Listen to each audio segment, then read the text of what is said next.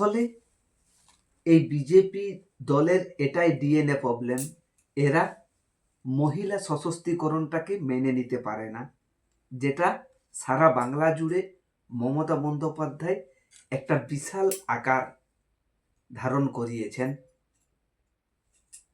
তাই মহিলাদের ভোট পাবে না জেনেই মহিলাদের উপর আক্রমণ নামিয়ে আনছেন এই বিজেপি দল, এবং মহিলাদেরকে সশক্তিকরণের পথে সব থেকে অগ্রণী ভূমিকা নিয়েছিল এই লক্ষ্মীর ভাণ্ডার। সেই লক্ষ্মীর ভাণ্ডারকে কি করে বদনাম করা যায়, কিভাবে বন্ধ করা যায়, সেই জন্যই কিন্তু বিজেপি নেতারা বড় থেকে ছোট মেজো সেজো সব এই লক্ষ্মীর ভাণ্ডারের বিরুদ্ধে কথা বলছেন। আমরা দেখলাম বিজেপি নেতা কালীপদ বললেন মহিলারা যারা লক্ষ্মীর ভাণ্ডার পায় তাদেরকে ভোট দিতে যেতে না দেওয়া, তাদেরকে ঘরের মধ্যে বন্ধ করে রাখা।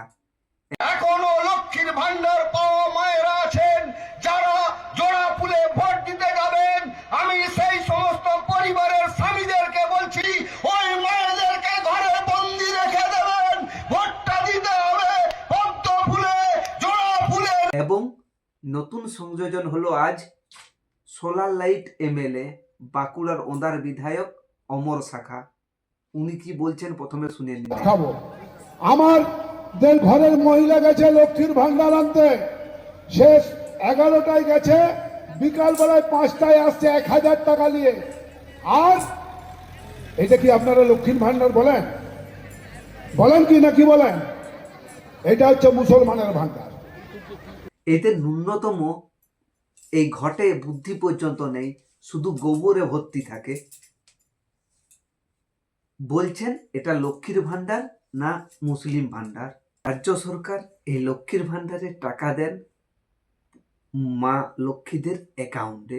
তারা কখন তুলবে, কিভাবে তুলবে, কেমন করে তুলবে, সেটা কিন্তু সম্পূর্ণ তাদের অধিকার। আর এই এমএলএ বলছেন নাকি সকালে যাচ্ছে সন্ধ্যায় আসছে, সেটা তাদের ব্যাপার, তারা কখন যাবে, তারা কখন আসবে। এখানেও কি তারা মহিলাদেরকে আটকাবে?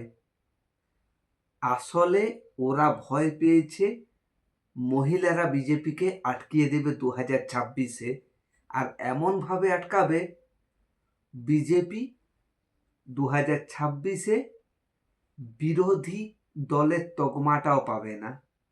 এই ভয় থেকে, এই কারণে বিজেপি আজ ভীত সন্ত্রস্ত বাংলার মহিলাদের। প্লিজ ভিডিওটা সবাই অনেক অনেক শেয়ার করুন, যাতে বাংলার কোনায় কোনায় পৌঁছে।